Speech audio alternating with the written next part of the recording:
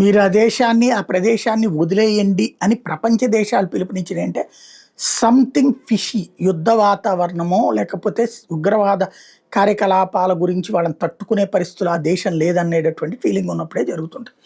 ఇప్పుడు PoJK Pak occupied Jammu కాశ్మీర్‌లో ఖాళీ చేసి వచ్చేయమని యూరప్ దేశాలు, అమెరికా లాంటి వాళ్ళు తమ తమ ప్రజలకి పిలుపునిచ్చినాయి. భారతదేశం కూడా పిలుపునిచ్చింది. పీఓజేకేలో ఉన్నటువంటి భారతీయులు ఎవరైనా ఉంటే తిరిగి వచ్చేయండి అని.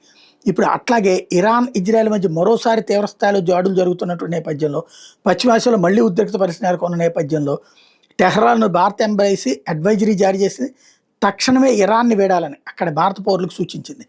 పశ్చిమాసియాలో నెలకొన్న తాజా పరిణామాల దృష్ట్యా ప్రస్తుతానికి భారత పౌరులు ఇరాన్కి ప్రయాణాలు మానుకోమని కూడా సూచించింది.